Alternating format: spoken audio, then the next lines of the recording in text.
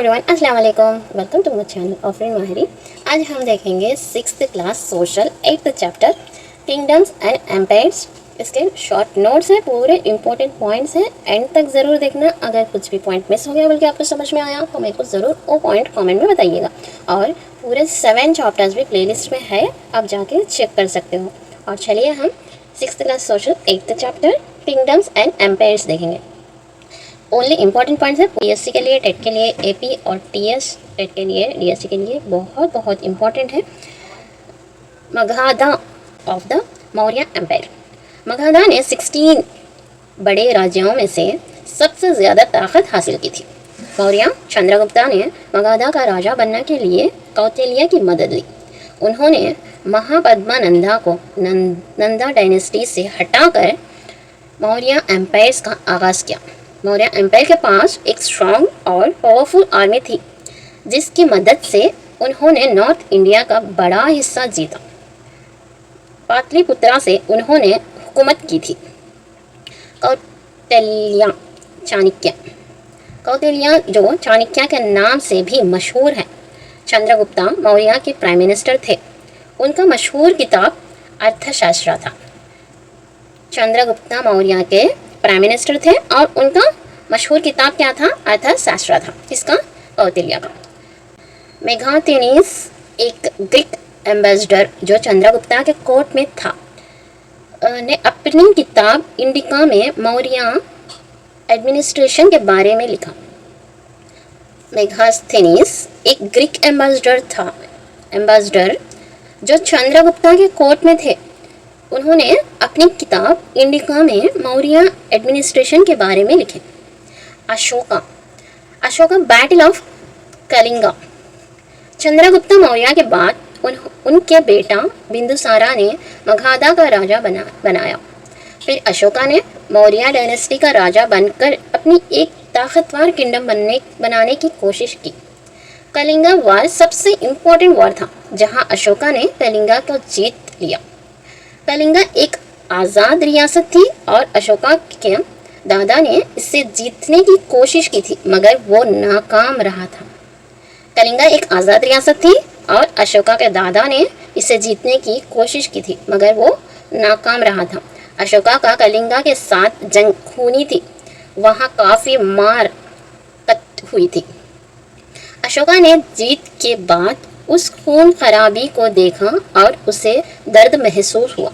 इसके बाद उसने फैसला किया कि अब वो किसी जंग में शामिल नहीं होगा। अशोका ने बुद्धिज़्म को अपनाया और नॉन वायलेंस का पैगाम दिया। उसने अपनी ज़िंदगी का बाकी हिस्सा धम्मा, अहिंसा और शांति को फॉलो करते हुए गुजारा। यहाँ तक अशोका का है। अशोका बैटल ऑफ कलिंगा के बारे में। अब हम देखेंगे यहाँ तक के MCQs। Who help Chandragupta Maurya in establishing the Maurya empire? Option C Chanakya, Kautilya और Chanakya. What was the capital of Maurya empire? Pataliputra, option A. Which Greek ambassador wrote about the Maurya administration? Option A Megasthenes. What is the name of Kautilya's famous book? Arthashastra. Which war is most significant in Ashoka's life? Kalinga War. Next, what did Ashoka realize after the Kalinga War? Victory through Dhamma is a true victory. After the Kalinga War, Ashoka embraced which religion? Buddhism. What message did Ashoka promote after the conversion to Buddhism? Non-violence and peace. उसको क्या बोलते हैं? धम्मा भी बोलते हैं। Next, Ashoka's inscriptions on Kalinga War, Rock Edict number 13. ये DSC में प्रश्न पूछा था, आप जाके एक बार चेक कर सकते हो रॉक नंबर 13 के बारे में। मतलब आंसर रॉक नंबर 13 आएगा। मतलब अशोका का कलिंगा वार का लिखी हुई इंस्क्रिप्शन का रॉक नंबर कितना था बोल के क्वेश्चन था। तो रॉक एडिक्ट नंबर 13। अशोका के कलिंगा वार पर लिखी हुई इंस्क्रिप्शंस को रॉक एडिक्ट नंबर 13 कहा जाता है। अशोका ने लिखा था कि जब एक आज़ाद ज़मीन को जीता जाता है तो लाखों लोग मर जाते हैं और कई लोग बंदी बन जाते हैं, इसलिए वो दुख महसूस करते थे। अशोका का कहना था कि धम्मा के जरिए लोगों को जीतना ज्यादा बेहतर है बजाय के ताकत से जीतने के। उन्होंने अपनी फैमिली को एक मैसेज दिया कि वो जंग ना करे बल्कि धम्मा को फैलाए। Understanding अशोकास inscriptions. अशोका के इंस्क्रिप्शंस को इलिटरेट अनपढ़ लोग भी समझ सकते थे, इसलिए अशोका ने खास ऑफिसर्स रखे थे जो इन इंस्क्रिप्शंस को इलिटरेट लोगों को समझाते थे। Main principles of Dhamma. Ashoka's message क्या था? मेन प्रिंसिपल्स धम्मा को कुछ मेन प्रिंसिपल्स जो अशोका ने अपनी इंस्क्रिप्शंस में दिया था। जानवरों के लिए रहमदिल हो, दया हो, बोलते ना, माँ और पिता का आधार बने, पेरेंट्स का आधार करो। गरीबों के लिए रहम करो, मतलब दया बताओ। बुजुर्गों का इज्जत करो। दूसरे धर्मों की बुराई मत करो। इंसानियत के फायदे के लिए काम करो। Ashoka's national emblem and honouring by India. Ashoka को गवर्नमेंट ऑफ इंडिया ने बहुत सालों बाद भी इज्जत दी। अशोका का लायन कैपिटल जो सारनाथ का पिलर से निकला नेशनल एम्बलम के रूप में अपनाया गया। नेशनल एम्बलम 26 जनवरी 1950 को ऑफिशियली अपनाया गया। एम्बलम में 3 लायंस दिखाई देते हैं, 4th लायन छुपा होता है। ये लायंस ताकत, हिम्मत, भरोसा और गर्व को दरस्त देता है। एम्बलम में व्हील अशोका चक्र भी है। इसमें 4 प्रतिनिधि एनिमल्स हैं। हाथी, एलिफेंट ताकत के लिए, बुल, बेल मेहनत के लिए, घोड़ा, हॉर्स रफ्तार और ऊर्जा के लिए, और शेर, लायन बहादुरी के लिए। नीचे सत्यमेव जयते लिखा है जो मुंडाका उपनिषद से लिया गया है। Ashoka's contributions for his people. Buddhism monk से सीख कर अशोका ने अपनी और खाना को पवित्र समझा। अशोका ने पानी और खाना को पवित्र समझा और हर शख्स को ये देने की कोशिश की। दरख्त रास्ते के दोनों तरफ लगाए जिससे लोगों को साया और फल मिल सके। कुएं, वेल्स बनवाए जिससे लोगों को पानी मिल सके। सांस्कृतिक रास्तों, गुड रोड्स को डेवलप किया जिससे लोगों के बीच रिश्ता मजबूत हो और सफर आसान हो। अशोका का राज में हॉस्पिटल्स भी बनाए गए जहां लोगों और जानवरों का इलाज होता था। Decline of the Maurya empire. Ashoka के बाद उनका सक्सेसर्स उत्तराधिकारी वीक और इनएफिशिएंट थे जो मौर्य एम्पायर के गिरने का सबब बना। यहाँ तक के एमसीक्यूज देखेंगे हम। What was the main message in Ashoka's rock edict number 13? Spreading Dhamma and non violence. What did Ashoka believe was better than conquering through force? Option B, winning people through Dhamma. Who were appointed to read Ashoka's inscriptions to the illiterate? Special officer. What is the main symbol on India's national emblem? Lion. Next, what is inscribed below the Ashoka Chakra on the national emblem? Truth alone triumphs. Option A. What did Ashoka do for the people of the empire? Build roads, hospitals and planted trees. What was the reason for the downfall of the Maurya empire? Option B. Weak and inefficient successors of Ashoka. What did Ashoka contribute to promote peace in his empire? Spreading Dhamma, non-violence. Next, Maurya empire के बाद north India में कई छोटे राज्य एक दूसरे से लड़ रहे थे। गुप्ता डायनेस्टी ने मौर्य एम्पायर के गिरने के बाद नॉर्थ इंडिया में अपनी पावर एस्टेब्लिश की थी। गुप्ता डायनेस्टी के शुरुआती rulers. Chandragupta I Gupta dynasty का पहला मशहूर रूलर था। उसने पाटलिपुत्रा को अपनी राजधानी बनाई जो पहले मौर्य एम्पायर के कैपिटल भी थी। नेक्स्ट, समुद्रगुप्ता चंद्रगुप्ता वन के बाद उसका बेटा समुद्रगुप्ता राजा बना।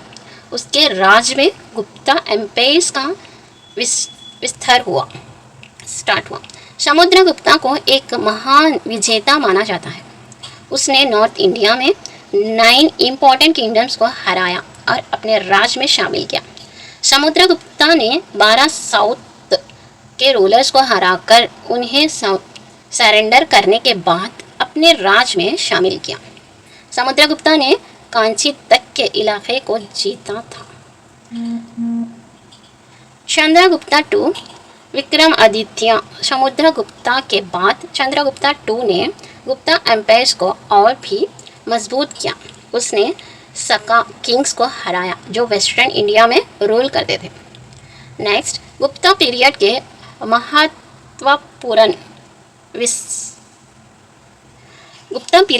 महत्वपूर्ण विशेषताएं गुप्ता काल में लिटरेचर्स, मैथमेटिक्स, मेडिसिन और एस्ट्रोनॉमी में काफ़ी विकास हुआ।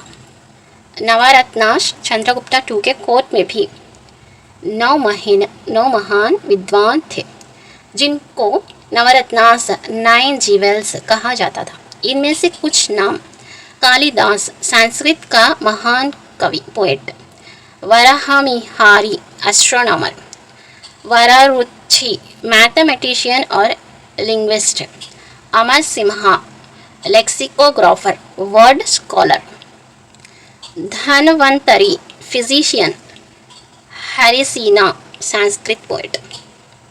नेक्स्ट, गुप्ता पीरियड के कला और विज्ञान गुप्ता पीरियड में रॉक कट केव्स बनाई गई जिनमें से अजंता और एलोरा केव्स के पेंटिंग्स और स्कल्पचर्स दुनिया भर में मशहूर हैं।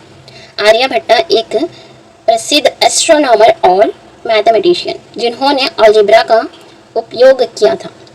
उन्होंने जीरो और उसके लिए सिंबल्स का आविष्कार किया। ब्रह्मगुप्ता दूसरा प्रसिद्ध मैथमेटिशियन और एस्ट्रोनॉमर थे जिन्होंने सोलर ईयर का कैलकुलेशन किया। नेक्स्ट, गुप्ता पीरियड का contribution in mathematics. Indian mathematicians ने नंबर्स 1 to 9 के लिए सिंबल्स बनाए और एल्गोरिदम्स का आविष्कार किया। आजकल के कंप्यूटर्स प्रोग्राम्स भी एल्गोरिदम्स का उपयोग करते हैं। आर्यभट्टा और स्पेस एक्सप्लोरेशन। आर्यभट्टा के नाम पर इंडिया ने अपना पहला सैटेलाइट रखा जो 1975 में लॉन्च किया गया था। ये सैटेलाइट इंडिजीनियसली डिज़ाइन और डेवलप किया गया था। 1975 याद रखिएगा। Okay, next,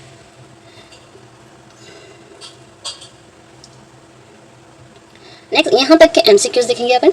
Who was the first famous ruler of the Gupta dynasty? Chandragupta I. Which ruler of the Gupta dynasty expanded the empire the most? Samudragupta. Who defeated the Saka kings of Western India? Chandragupta II. Who were the 9 jewels Navaratnas in the court of Chandragupta II? 9 scholars including Kalidas and Varamahira. Who is known for using algebra and creating the symbol of zero? Aryabhatta. Which cave paintings are famous from the Gupta period? Ellora and Ajanta caves. Who calculated the solar year during the Gupta period? Brahmagupta. What is the name of India's first satellite launched in 1975? Aryabhatta. Which of the following contribution was made by Indian mathematician during the Gupta period? Creation of algorithms and symbols for numbers. Next, Gupta period medicine. चारका और Sushruta Gupta period के मशहूर doctors थे जो अपने medical knowledge के लिए जाना जाते थे। सुश्रुता को प्लास्टिक सर्जरी का जन्म देने वाला पहला डॉक्टर माना जाता है। उसने नोज के डैमेज को ठीक करने के लिए सर्जरी की थी। गुप्ता पीरियड के डॉक्टर्स ब्रोकन बोन्स को सेट कर सकते थे और ऑपरेशन भी करते थे।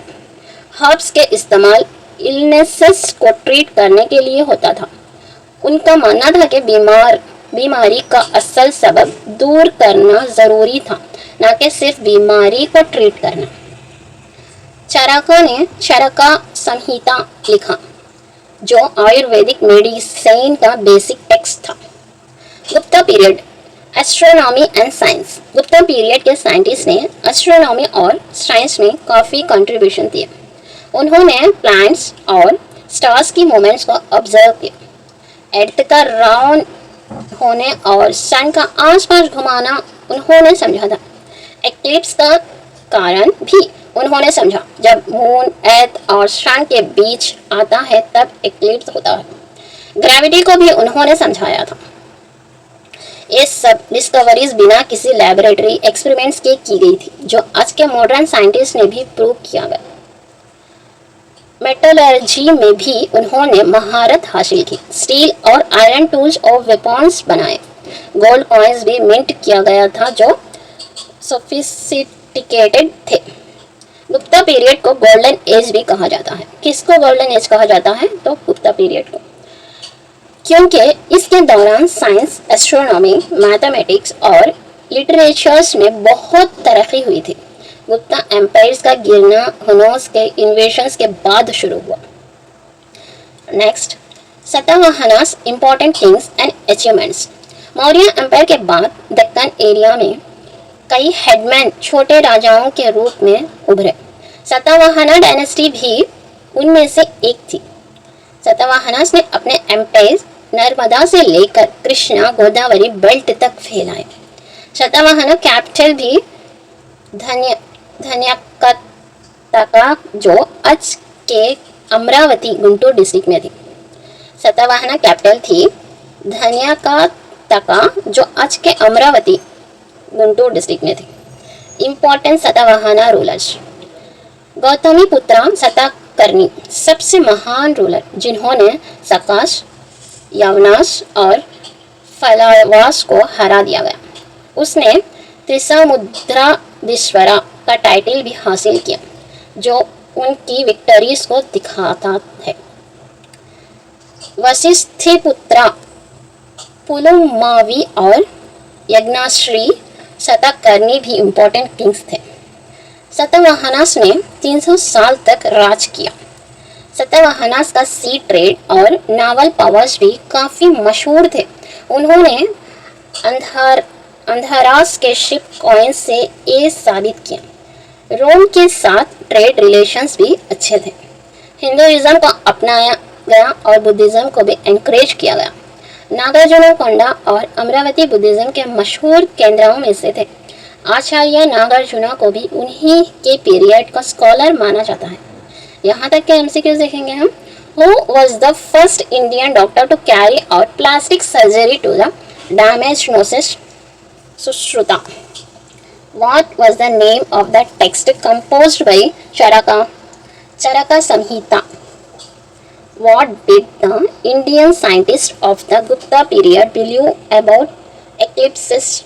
Eclipse occur when the moon comes between the sun and the earth. Which king of the Satavahana dynasty was known for defeating the Saka, Yavanas and Pallavas?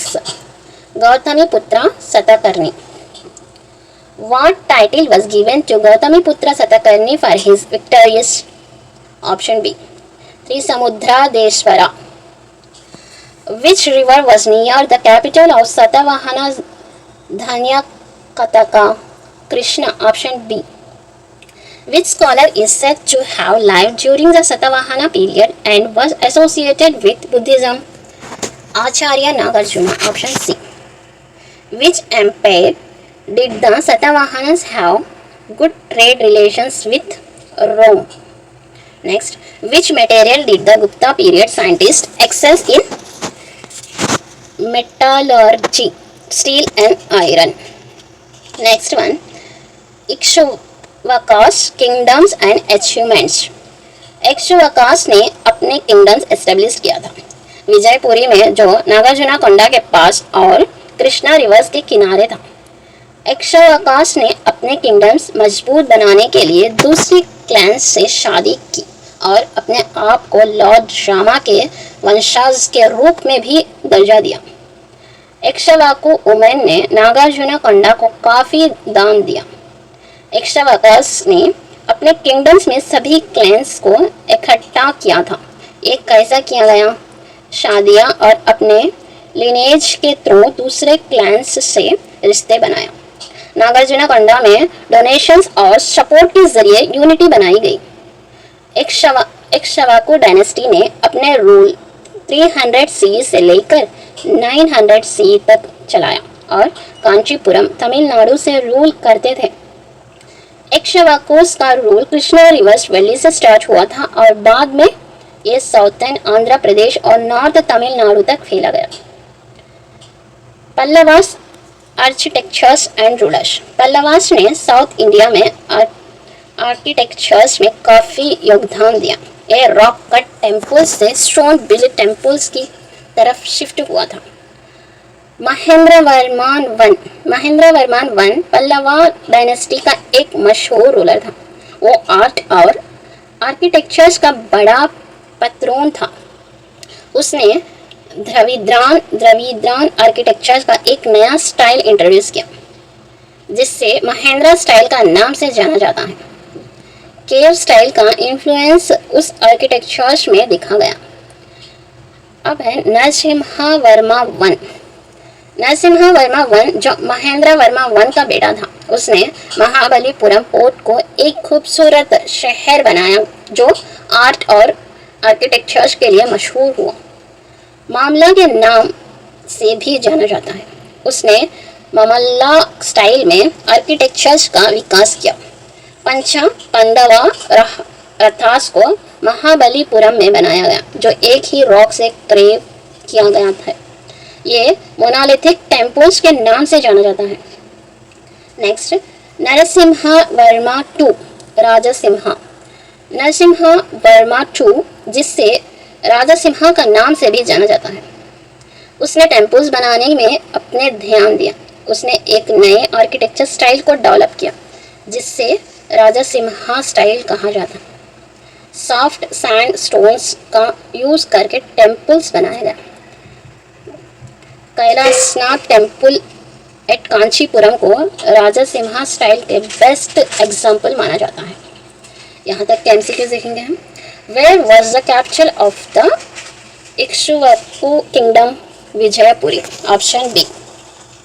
Next, who did the Ikshvakus claims to be descendants of Lord Rama? Which style of architecture was introduced by Mahendra Varma I? Mahendra style. Which Pallava rulers developed the Mamalla style of architecture? Narasimha Varma I. What is the popular name for the fire rathas built Mahabalipuram? Pancha Pandavas Rathas. Option C. Which temple is an example of the Rajasimha style of architecture? Kailasnath Temple. Which river was the Ikshva kingdom located near? Krishna. यहाँ तक। Next अब Chalukya dynasty. Chalukyas ने 600 सी से 1200 सी तक southern और central India के काफी बड़े हिस्सों पर रूल किया। पुलाकेशी I और पुलाकेशी II। पुलाकेशी I चालुक्य डायनेस्टी ने पहले किंग और उन्होंने अपने रूल के शुरुआत बादामी कर्नाटका से की थी। पुलाकेशी II एक मशहूर रूलर थे जो हर्षवर्धन को नर्मदा रिवर के पास एक बैटल में डिफेक्ट कर चुके थे। इंस्क्रिप्शंस जो बगलकोट डिस्ट्रिक्ट कर्नाटका में पाई जाती है, पुलाकेशी II की जीत का जिक्र है। इंस्क्रिप्शंस को रवि कीर्ति ने लिखा था जो पुलाकेशी II का कोर्ट पोएट था। पुलाकेशी II ने पल्लवा किंग महेंद्र वर्मा I को भी हराया और कावेरी रिवर को क्रॉस करके अपने टेरिटरी बढ़ाया। उन्होंने अपने दोस्त बनाया चोलास, चीरास और पांड्यास के साथ। Contribution to art and architecture. Chalukyas का आर्ट और आर्किटेक्चर में काफ़ी योगदान रहा था। विसारा स्टाइल ऑफ आर्किटेक्चर का विकास हुआ जो साउथ इंडिया द्रविड़ा और नॉर्थ इंडिया नागारा आर्किटेक्चर का कॉम्बिनेशन था। नेक्स्ट, पता पट्टादकल टेम्पल्स। पट्टादकल एक छोटा गांव है जो बगलकोट कर्नाटका में है। यहाँ 10 टेम्पल्स बनाए गए हैं। 4 टेम्पल्स को नगारा स्टाइल में बनाया गया है। 6 टेम्पल्स को द्रविडियन स्टाइल में बनाए गए हैं। विरूपाक्षा टेम्पल और संगमेश्वरा टेम्पल को द्रविडियन स्टाइल में बनाए गए थे। पापनाथ टेम्पल को नगारा स्टाइल में बनाए गए हैं। यहाँ तक के एमसीक्यूज देखेंगे हम। Who was the first king of the Chalukyas dynasty? Pulakesi I. Where did Pulakesi I rule from? Badami. Who defeated Harshavardhan in a battle near the river Narmada? Pulakesi II. Which inscriptions mentions the defeat of Harshavardhan by Pulakesi II? Aihole inscription. Aihole inscription. What was the name of the court poet of Pulakesi II? Ravi Kirti. Which architectural style is a combination of South India Dravida and North India Nagara style? Visara style. Option C. In which village are the 10 temples including the Virupaksha and Sangameshwara temple located? Option C. Pathadakkal. The Virupaksha and Sangameshwara temples are built in which style? Dravidian style. Option B. Which temple is built in the Nagara style at Pattadakkal? Papanath temple. Option C. यहाँ तक पूरा chapter complete हो चुका है और chapter के हर एक important point इसमें शामिल है, कुछ भी मिस नहीं है। और डू यू नो के जो टेक्स्ट बुक में डू यू नो रहता उसके साथ सब कुछ है इसमें। अगर आप एक पॉइंट भी मिस हो गया बल्कि समझ में आया और आपको दिखा तो मेरे को ज़रूर कमेंट में बता सकते हो। पूरे पॉइंट्स कवर हो चुके हैं, पूरा इम्पोर्टेंट टॉपिक है, पूरा इम्पोर्टेंट टॉपिक ही कवर कर चुकी हूँ। और आपको ये वीडियो कैसा दिखा तो मेरे को ज़रूर कमेंट में बताइएगा और अगर इन्फॉर्मेटिव लगा तो शेयर कीजिएगा। अल्लाह हाफिज़। सब्सक्राइब करना मत भूलना, लाइक भी कीजिएगा। अल्लाह हाफिज़।